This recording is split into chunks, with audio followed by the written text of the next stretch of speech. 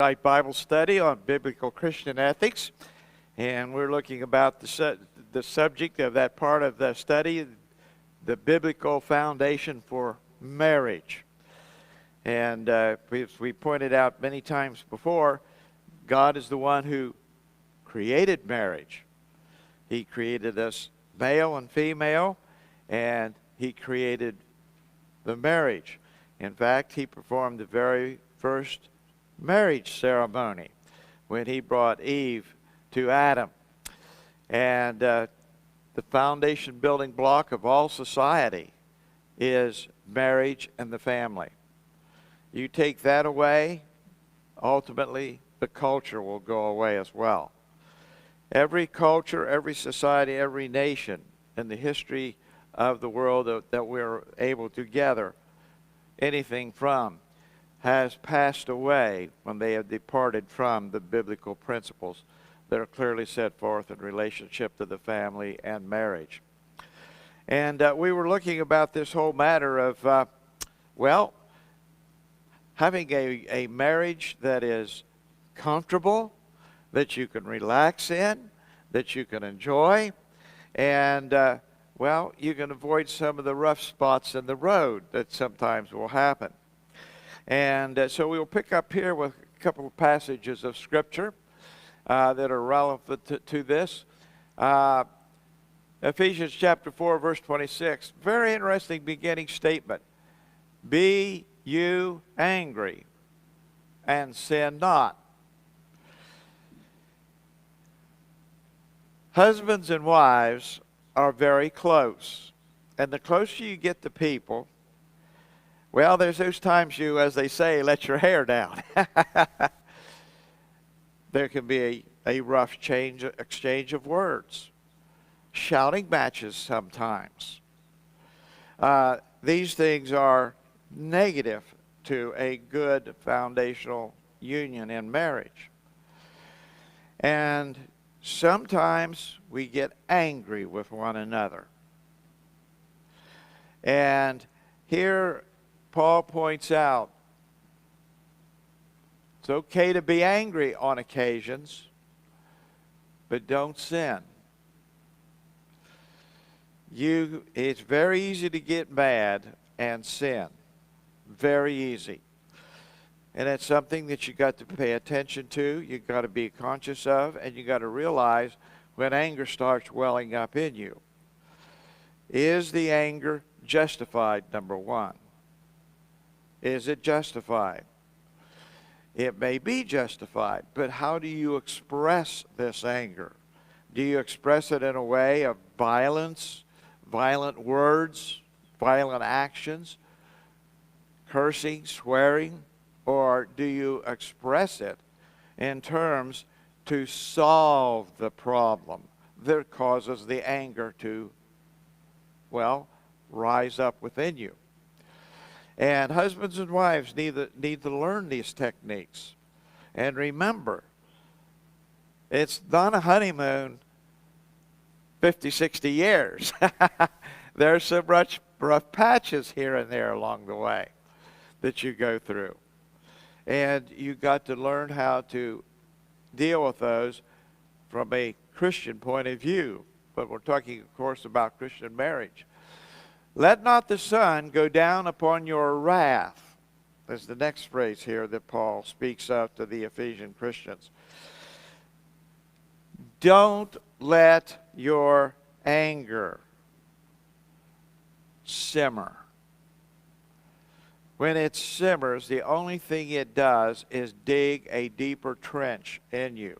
And you become more likely to, do what you're not supposed to do, not sin. So that means you need to deal with things immediately. Discuss. Let the husband and the wife together discuss these issues that have brought them to the point of which there's anger. There's an upset over whatever it is that the issues are. You got to first find out what the issues are. You got to define those. You got to understand those. You got to understand each other's perspective on those issues. And then you got to work to a conclusion to have a satisfactory agreement between the two, the husband and the wife, so that this is not something that just comes back up again and boils over.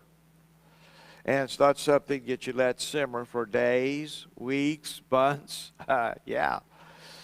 Some people, I think, like anger. They like being angry.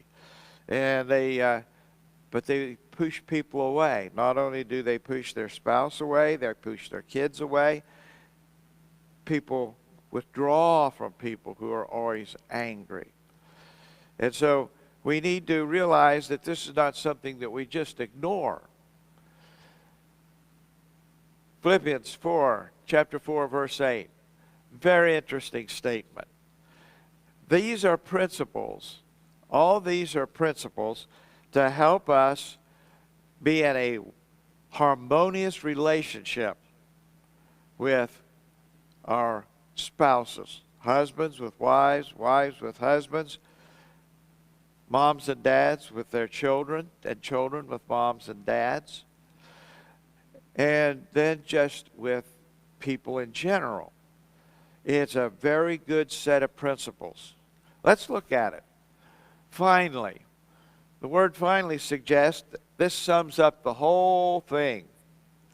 How do we get along well with our husband, our wife, our children, our mom, our dad, our friends, our brothers, our sisters, aunts, uncles, cousins, nephews, grandparents, and so on?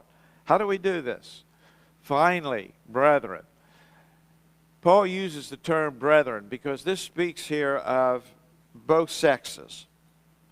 It's sex neutral. It's not just used for only one or the other. It uses for both. It is a term of affection. Affection. Okay? Finally, brethren, whatsoever things are true. True is the key word. We want to keep everything in truth. One of the things that I see today is our culture, our society, our ungodly world has departed from the truth. And they get as far away as they can. Lying has become the way of life. So much so that the average person is lying and don't even know they're lying. If it comes out of their mouth, it's got to be true. And tragically, in many cases, it's not. So, true. Whatsoever things are true. Whatsoever things are honest. Not only are we to think in terms of truth, but being honest, candid about things. Very closely associated with truth is honesty. Whatsoever things are just. The word just here is another term for righteousness. God wants us to be people that are just. We're righteous. We deal honestly with husbands, with wives, and wives with husbands, and parents with children, and so on. Yes, keeping these things in mind. And whatsoever things are pure. The word here, pure means it's clean. It's refreshing. What we talk about, what we do, what lifestyle that we develop and utilize, these are very important things that we must keep in mind. Purity is one of these things. Whatsoever things are lovely. The word lovely means beautiful. Have you seen people that have beautiful personalities? You know what a beautiful personality does? It makes you a beautiful person inside and out. It radiates out of you. It makes you actually physical beautiful. So it's something that develops from the heart and comes out. Whatsoever things. Yeah. are lovely, beautiful. Whatsoever things are good report, meaning this. It's factual. You probably listened, as I did, to the presidential debates. It kind of came across to me two children who haven't yet grown up. Instead of dealing with the issues in which each candidate is speaking of the fact that this is my position on this, and this. This is what I'm going to be working for.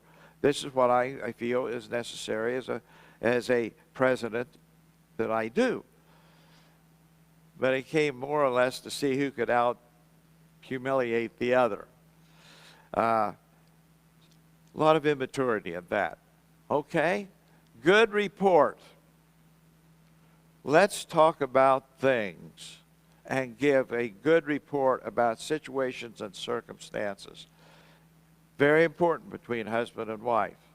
In fact, all of our relationships. That's very important then. Good report. If, and the word if, here's this word that I've spoken on a number of times, pointed out. The Greek word that is translated if. The word if in the English language suggests a question. It may be this or it may be something else.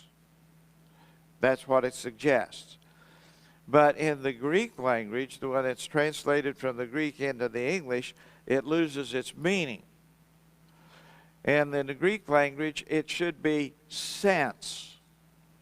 It's a positive, declarative statement, not one that has a question mark. Maybe this will be true or maybe it won't be. Okay, if or since there be any virtue, and the virtue is in regards to each one of these key words: true, honest, just, pure, lovely, good report. These are all the virtue. They are to be good virtue. Since there be any virtue in these, and since there be any praise in all of these, think on these things. The word think here carries with it the idea, start including these principles that are listed in our minds, getting them in our minds. Start thinking about everything that we say and do, that these characteristics are associated with what we're saying and doing. And this will help bond relationships amazingly. Really will. Think on these things. Well, let's look at the ethical view of the wedding ceremony. Many years ago, weddings were pretty simple things. Very simple things. You had the bride, you had the groom, and you had the preacher. And you had perhaps some family or some friends. You might have some refreshment after the ceremony. Ice cream, lemonade, stuff of that nature. My, look what it's become today. Oh, my word.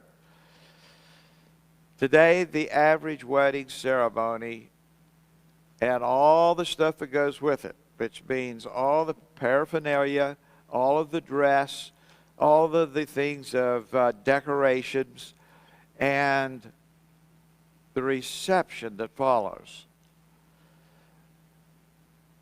runs on average $28,000. That's a lot of money to spend for roughly 4 hours. And that's about what a wedding ceremony, reception, pictures, and all the other stuff that goes along with this. Yeah. So we kind of get the wedding itself gets lost. It used to be that when a wedding occurred and you were invited, you came to the wedding. You weren't coming for a $50 a plate dinner. You were coming for the wedding. But that's degenerated into these enormous receptions. And we find today that the invited guests to the wedding, 1/3 actually come to the wedding. 2/3 to the reception. We have lost a lot of the importance of what a wedding is. It's become fun and games, enormous amount of expenditure, and oftentimes the evening is ending in sadness rather than in true joy. And these are sad and tragic things to see happen. Well, so we're looking at ethical view of the wedding ceremony. There are no ironclad rules to follow for the wedding ceremony. Everybody can plan their own wedding. The bride becomes the principal of the wedding planning, accompanied by the groom, who's going to assist, help, suggest, or whatever in the wedding planning. Oh, by the way, if you don't want to go that route, you can hire a wedding planner. That'll add a few more dollars to that $28,000, and they take care of everything for you. Wow. Well, again, this causes the wedding to be lost and all the activity that goes on. Okay, another thing that we need to understand is the ceremony doesn't have to be performed in a church building. It does not have to be. There are many people who will never go to church for anything, but there's two things that they will end up in church on: weddings and funerals. Isn't that interesting? Yeah, other than that, they'll never see so many people in church. They won't be there. But the wedding doesn't have to be held in a church building. And there's a lot of things that you could do to tailor your wedding the way you want it. Okay, the Christian should consider avoiding the numerous occult superstitions. There's a lot of superstitions in weddings and associated with weddings, and we've come to just accept these things. Well, that's just what we do at weddings. We don't really think about why we do them. It's just what we do. All right? To avoid numerous occults, we'll show you in a moment why we're referring to them as occult superstition, that have become a part of modern ceremonies, since all superstition is satanic. Many Christians are not even aware of that. They're superstitious about this, about that, about something else. They're superstitious about weddings, the preparation and various things that go on in weddings. Superstition. If you are superstitious, you're playing with the toys of the devil. Yeah. You're playing with the toys of the devil. And we'll show you exactly why that happens that way. All right? Some of the more common occult superstitions associated with the wedding ceremony are, here's a list of some of them.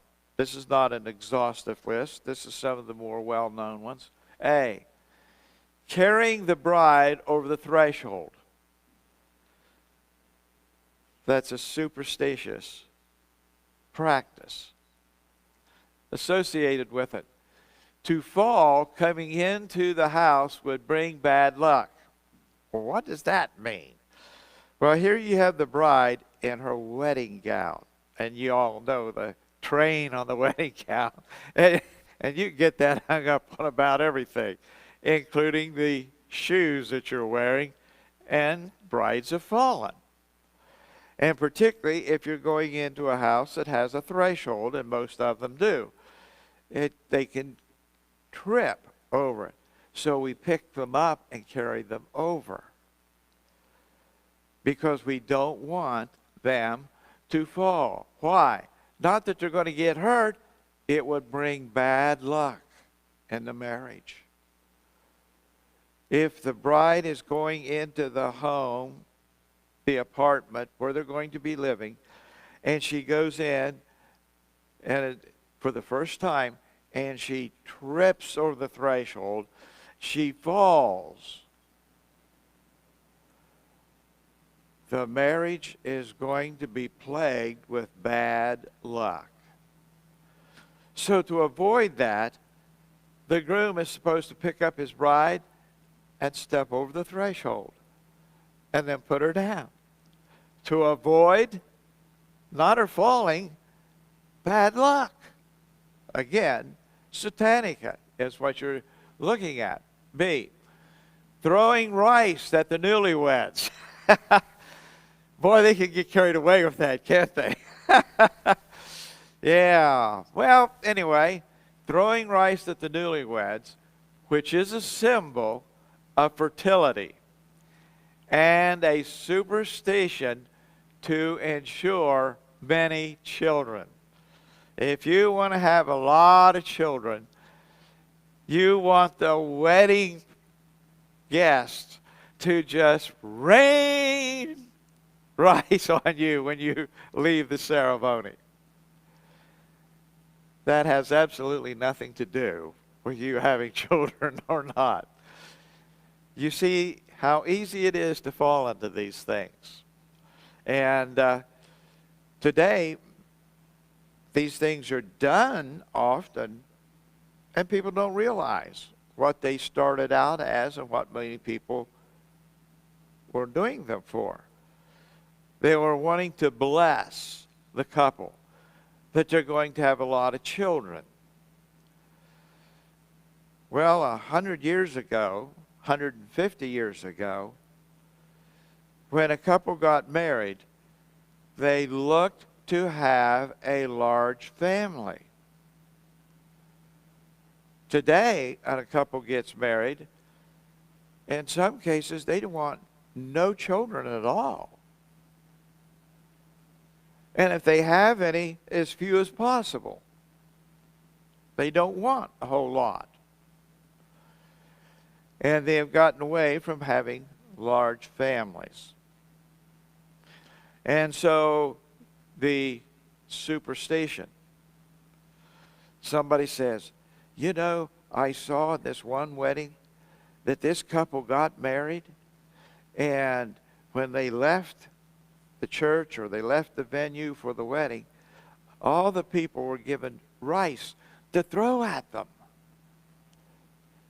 so that they would have lots of children. And would you know, they had 10 kids. Well, now you see how these superstitions begin to grow and develop. It's so easy for that to happen. Okay. All right. C, a bride attired in her wedding gown is not to look in a mirror. Now, most brides really want to know what they look like. Well, this is a superstition. It's going to bring you bad luck if the bride puts on her wedding gown and then looks at herself in the mirror. It's pure nonsense. It has absolutely nothing to do with anything. It has no meaningful purpose whatsoever. So, yeah, D, the groom is supposed to see the bride in her wedding gown. Not supposed to see the bride in her wedding gown prior to the ceremony. Again, this is bad luck for the wedding, bad luck for the marriage. If he sees her prior to, they're standing there waiting for the bride, and there she appears for the first time at the back of the church or at the gazebo or the backyard or wherever they're having this, or a barn, you name it. And that should be the first time that she ever sees her. She is to be the most beautiful thing she ever saw. My bride was the most beautiful thing I ever saw. I didn't see her before the wedding. We didn't see each other until that very instant. But we didn't do that because that was the way that you do things if you want good luck and good things to happen to you and that sort of thing. That wasn't the reason. It was just what we did. But at any rate, E, the symbols of something old, something new, something borrowed, and something blue are all occult superstitions. All of this is to help to get you on the right path and the right course with people and individuals, circumstances and things, duties and responsibilities.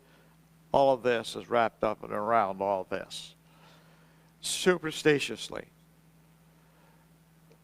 Having all this in a wedding does absolutely nothing. Nothing whatsoever. The old saying, rain on the wedding day brings bad luck. It does not. Yeah, some people have canceled their wedding because it started raining before the ceremony. So they canceled it because they didn't want to have bad luck. Well, you can't do that. You just simply can't do something like this. These things are of the devil and they're not of man. Okay, G. An unmarried girl should not be a bridesmaid 3 times. 2's okay, but not 3. If she does, then she won't become a bride herself. Oh, my word. You could be a bridesmaid 25 times. It's not going to have anything to do whether or not you will ever get married. Oh, my. The things we get ourselves into. Also, an unmarried girl should not try on the wedding ring belonging to someone else. Neither should she eat the last piece of wedding cake, as all such actions bring her to a life of spinsterhood. No hope of you ever getting married if you eat the last piece of the wedding cake. Oh, give us a break. Yeah, crazy stuff. But then if she catches the bridal bouquet, she will be the next one married. Again, none of these things work. Sometimes, luck of the draw, as they say, these things happen. And that feeds the fuel of superstition. But it, in reality, has nothing to do. It has no power, force, or ability to cause good things or bad things to take place. It doesn't exist. Yeah. But then if she catches the bridal bouquet, she will be the next one married. Yeah. All our superstitions that should be avoided. Christians should focus upon the Lord as being the center piece of their marriage. that he is the centerpiece, and that all this other nonsense that we just simply avoid as Christians. It's a good thing to practice the right things